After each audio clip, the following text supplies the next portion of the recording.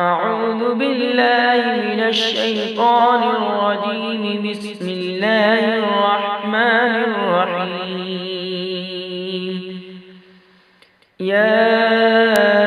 أيها المدثر قم فأنذر وربك فكبر وثيابك فطهر والرجز فاهجر ولا تمنن تستكثر ولربك فاصبر. فإذا نقر في الناقور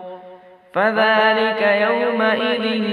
يوم عسير على الكافرين غير يسير. ذرني ومن خلقت وحيدا وجعلت له مالا ممدودا وبنين شهودا ومهدت له تمهيدا ثم يطمع أن أزيد كلا إنه كان لآياتنا عنيدا. سأرهقه صعودا إنه فكر وقدر فقتل كيف قدر ثم قتل كيف قدر ثم نظر ثم عبس وبسر ثم أدبر واستكبر فقال إن هذا إلا سحر يؤثر إن هذا إلا قول البشر سأصليه سقر وما أدراك ما سقر لا تبقي ولا تذر لواحة للبشر عليها 19 وما جعلنا أصحاب النار إلا ملائكة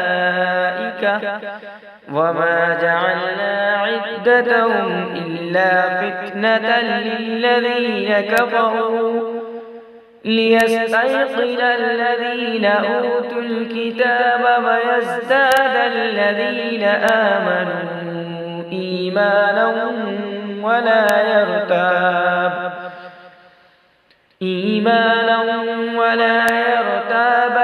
الذين أوتوا الكتاب والمؤمنون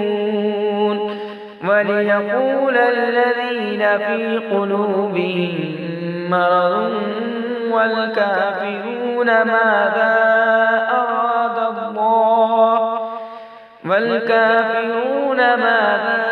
أراد الله بهذا مثلا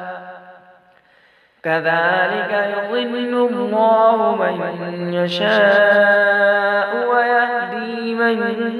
يشاء وما يعلم جنود ربك إلا هو وما هي إلا ذكرى للبشر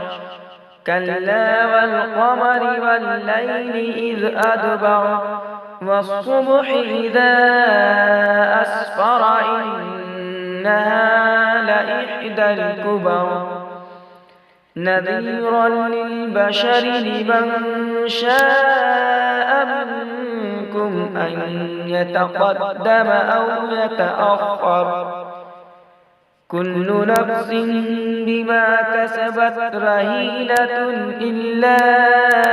أصحاب اليمين في جنات يتساءلون عن المجرمين ما سلككم في سقر قالوا لم نك من المصلين ولم نك نطعم المسكين وكنا نخوض مع الخائضين وكنا نكذب بيوم الدين حتى أتانا اليقين فما تنفعهم شفاعة الشافعين فما لهم عن التذكرة معرضين كأنهم حمر مستنفرة فرت من قسورة بل يريد كل امرئ منهم أن يؤتى صحفا منشرة كلا بل لا يخافون الآخرة كلا إنه تذكرة فمن شاء ذكره وما يذكرون إلا أن يشاء الله هو أهل التقوى وأهل المغفرة صدق الله العظيم.